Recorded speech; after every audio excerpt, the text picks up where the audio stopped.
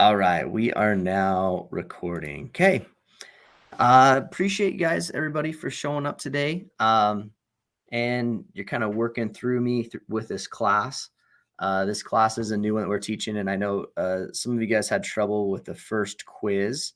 I am going to go look and reevaluate that, and probably give you an opportunity to make up those points if you didn't do as well as you wanted to do, because I know those were a little hard.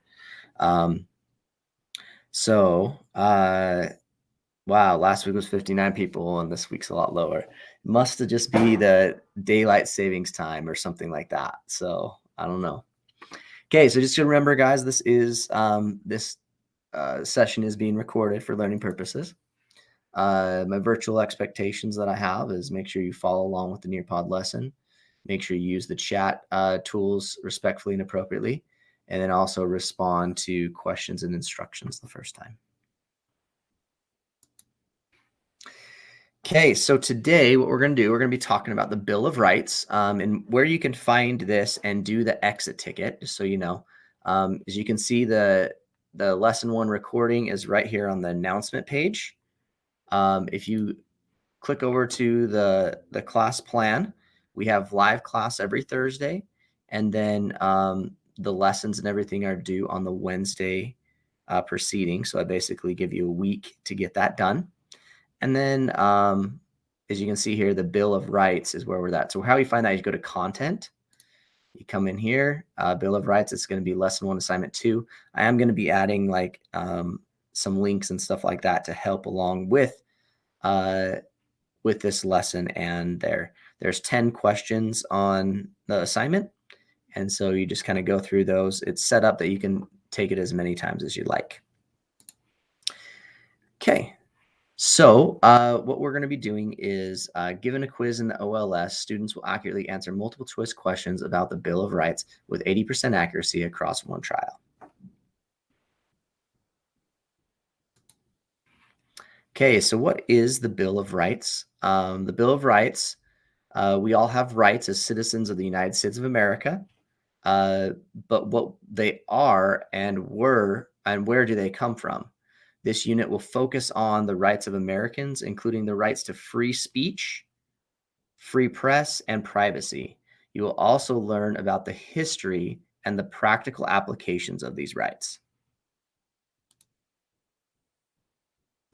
So we're going to watch a little video real quick that basically goes over kind of what the Bill of Rights is, so you guys have a little bit of breakdown about it.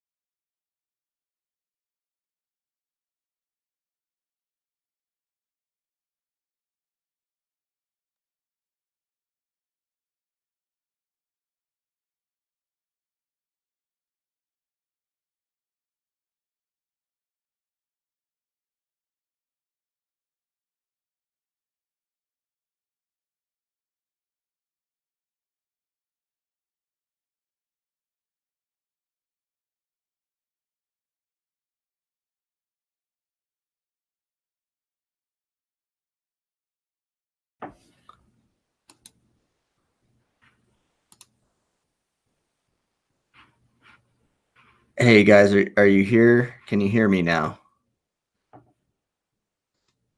Oh, sorry, my internet just went out on me, so I'm hoping now will be okay. Sorry about that. Okay, let's try this again. I apologize. Here we go. The First Amendment is the freedom of speech, press,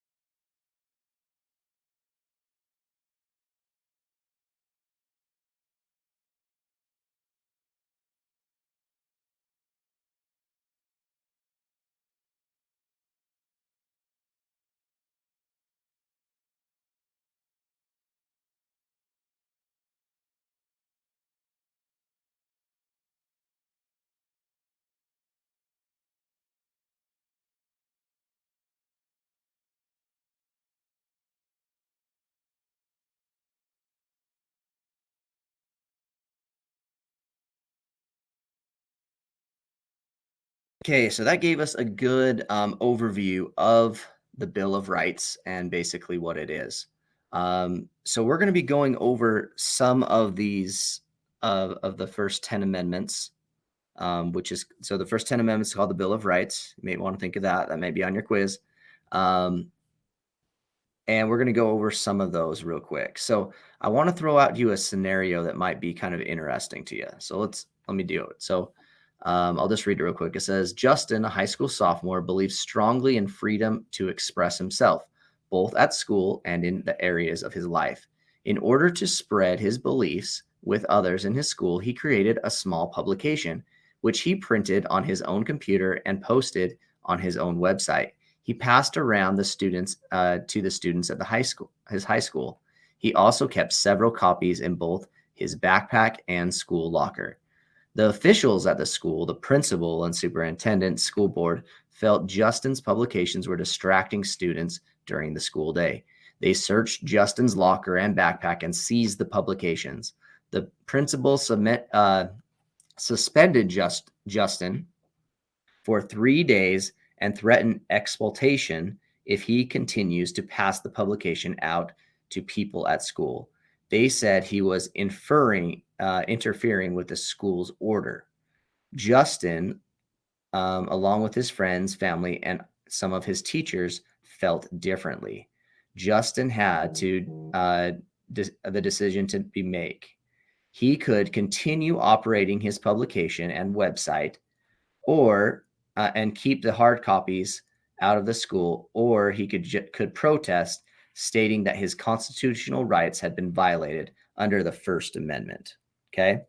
So that's a scenario to kind of think of. So I kind of want to get your guys' opinion on that. So it's like kind of you're posting something on Instagram and they block it, right? Which that's another thing we can kind of talk about. Okay. So what should Justin do and why? What do you think? Should he protest? Should he keep doing it? Or should he just stop?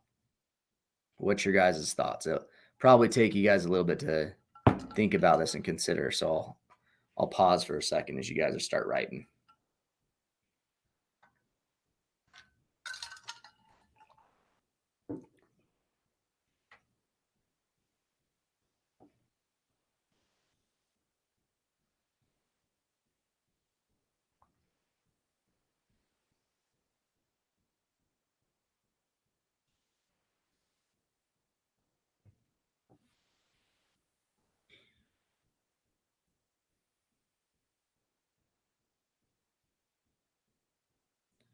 Okay, so somebody put he should continue what he is doing. It's called freedom of speech.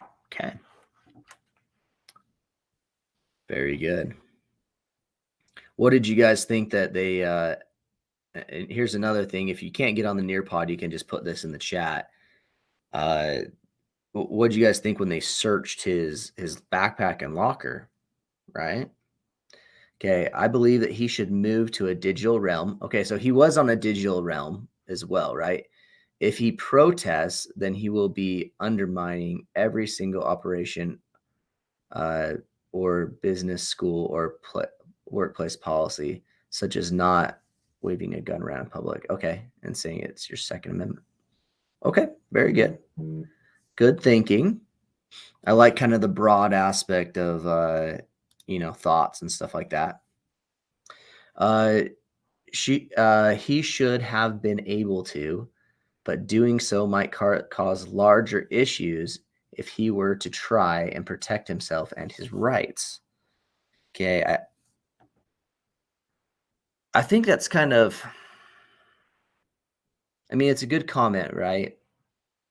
I think as well that you may want to stand up, because what if if somebody feels like they have control, right, and they can do something, they're going to continue to push the boundaries of it, right?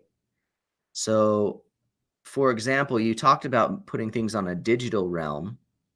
So what if you had an opinion that you put on Instagram? Because I think that's kind of the big thing young people do. I'm old and still have Facebook, so or I'm on with my wife. What I mean, if you put something on there and the school basically stops you from doing that, it's not illegal, but it's just kind of your rights, right? I mean, do you stand up for yourself? Okay, any other comments out there? Okay, somebody said the principal and administration of the school had no reason to search his locker. If they found that Justin had something threatening to somebody, then yes, they would search his locker. They violated one of the amendments. Okay, you don't remember which one. Okay, we're going to talk about that. So that's good. I'm glad you kind of brought that up. Unreasonable search and seizure, right? That's something else that's very good.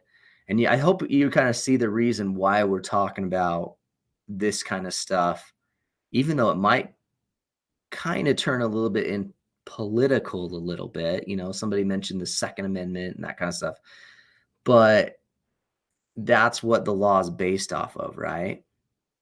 It's okay. Somebody said in the comment, people shouldn't have their rights taken away. Yep. Very good. And so that's why we have these amendments that are kind of put in place, right? And so with the Constitution, and that's what we're looking at, making sure those are not, taken away at all. Okay, moving on.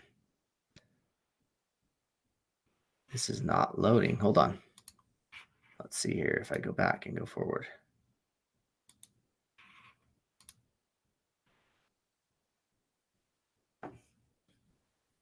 Is it? I don't think you guys can see it on that side, can you? For some reason, it's not coming up. We are just having technical difficulties today, aren't we? Okay. All right. I think we're not being able to see the Fourth Amendment here, okay? Um, so the Fourth Amendment, hold on real quick. Let me just make sure I have the comments up right. I'm going to pull up my PowerPoint on my one side so I can see that since the Nearpod isn't showing it. Oh, I don't want the history of law. Sorry for the technical difficulties, guys.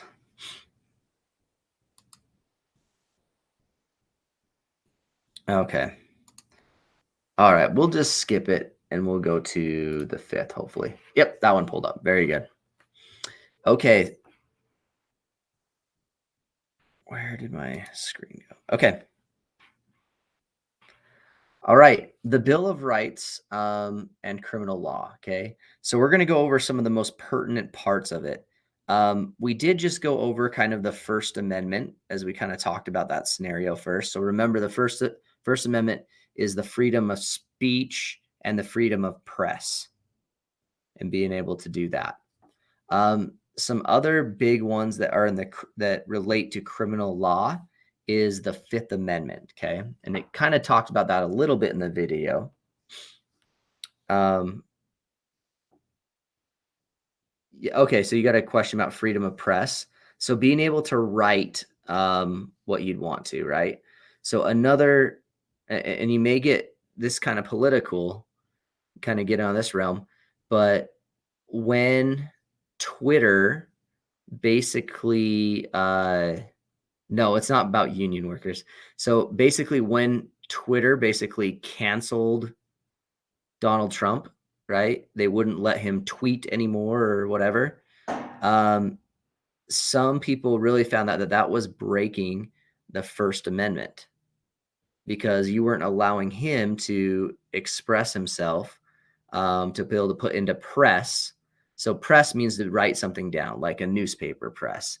That's what it was back like in the 1800s, right? When you wrote something down, you printed it in the newspaper and distributed it to people. Now our means are all electronic, right? So if you put something on Instagram or Twitter or something like that, so there's a real big kind of issue out there that people think that, hey, this isn't good, even though maybe a lot of people disagreed with what President Trump said, right? Or things he said and everything like that. Is it okay to silence him, to take away his right to express himself or other people to take their rights? Now, we've kind of come with laws and stuff like what's called the Patriot Act and said, hey, if it may cause harm, right? Which that's why they did it, was because of the Capitol riots. Then we can be able to do it. So we're trying to. It's a balance of whether we want safety and security, or whether we want our freedom, right? And so it's kind of hard to kind of balance that out. Okay. Yeah. Okay. All right. So let's talk about the Fifth Amendment real quick. So the Fifth Amendment states that people cannot be responsible for criminal actions unless the court of the land declares them responsible. It also basically you let's see here. I should have just read it. You may have heard the phrase "I plead the fifth," okay, which this amendment refers to the means that I'm exercising the Fifth Amendment and will not admit guilt during this trial, um, and that also that you serve important function during the due process. So basically, what that means is uh, you can't incriminate yourself. So you have the right just to stay silent, and so that's why they come up with like the Miranda rights, and you can do that. Let's see here. So let me kind of look at the things. So somebody said measure. Okay, so you're still talking about the whole President Trump thing. All right. So basically, it's part of the due process that we give people the right to not be able to ask things. There was some people when they actually go in front of Congress and they may have done something bad, they might just say, "I'm enacting my fifth. I've been advised to act my Fifth Amendment rights," which basically means that I plead the Fifth. I'm not going to tell you anything.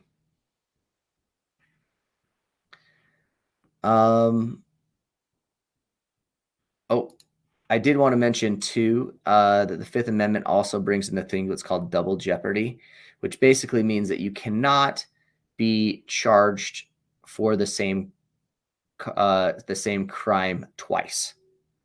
So if you were already charged for murder of one person, of that person, like if say you this probably isn't the best example, but sorry, I can't think of anything else. So if I were to get killed by somebody, they can only be tried for my trial once. And so if they served out their term for maybe killing me, right, they can't get tried again for doing the same crime, killing me. But if they killed somebody else too, then they could get to prison for that. So that's called double jeopardy. Okay, the Sixth Amendment. Okay, so in the past, one of the things that was very, I guess, common was that prisons were horrible, that they would put them in unfair and unjust circumstances. Um, but the Sixth Amendment creates the rights for a prompt trial. So they just didn't sit in jail and just kind of waste away without being tried of a certain crime. So basically, because of the Patriot Act, I don't know. Are you guys familiar with Guantanamo Bay Prison? You heard of that before?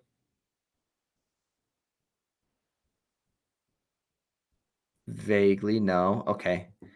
So basically, what that is that we have detained people that are not American citizens, and we hold them captive in a military camp without trying them because on the acts of terrorism.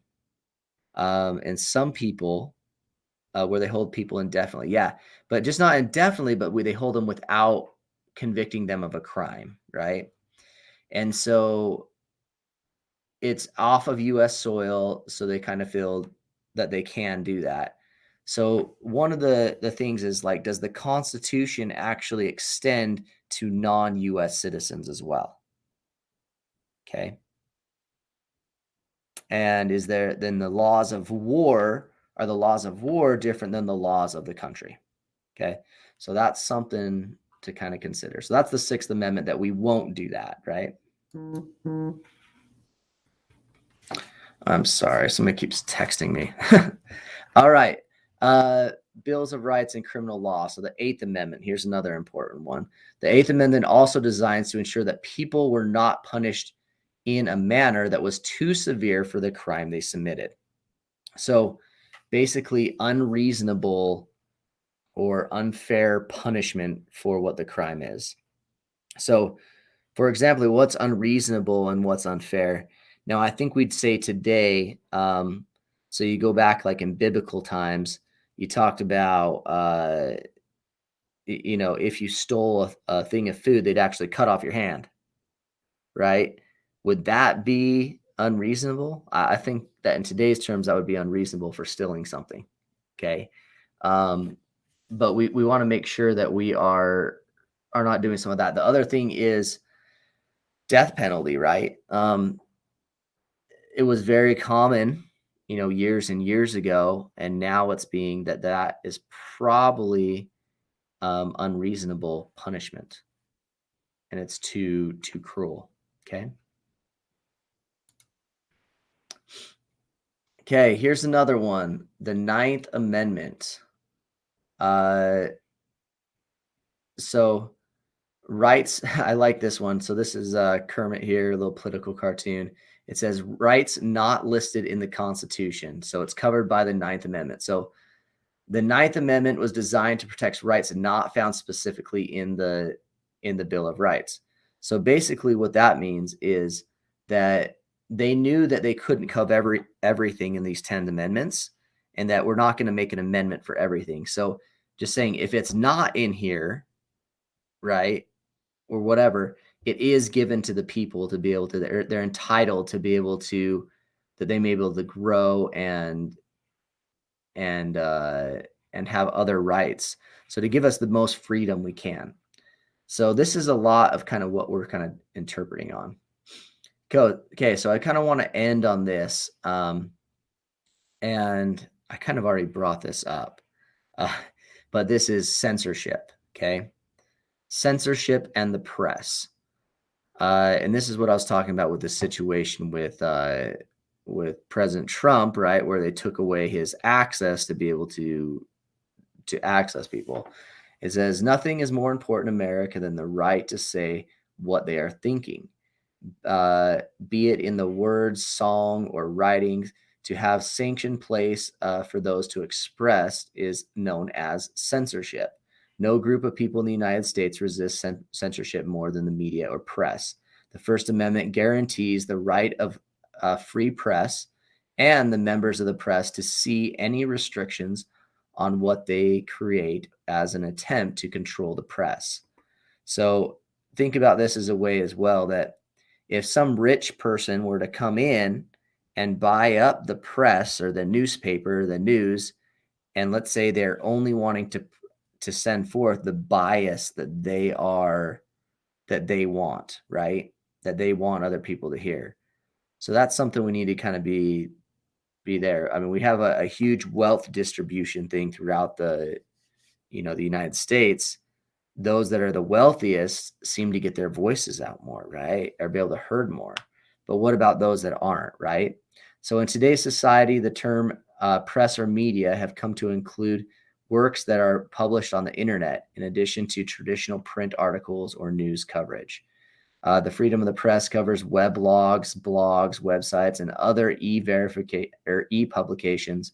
More traditional publications such as newspapers, television broadcasts, and magazines are also covered. High school publications are covered by freedom of the press, provided they do not cause disturbance to the inherent purpose of the school, which is to educate pupils. Okay, so going back to the very first thing where we talked about Justin, right? This would be like a court decision, right, of what he did if they were saying, because they're saying it stopped what the intent of the purpose of the school was. But it's so important that we have like this freedom of speech. For example, over in China, they restrict what websites you can go to. They restrict what you can access. They restrict all that kind of stuff, and all that information and freedom you're unable to get. So basically we got to balance out that, and that's a lot what we're going to be talking about in this criminal law class. So okay, that's the very end. Okay, so what you need to do, you need to go into your content, Bill of Rights, lesson 2 assignment. There's 10 questions. You can take as many times as you want, and it's all about the Bill of Rights and the 10 amendments. So you guys go and start taking that now. It's due next Wednesday, and I'll stay on if you guys have any other questions or comments. So thanks for coming. Hopefully the internet doesn't go out again.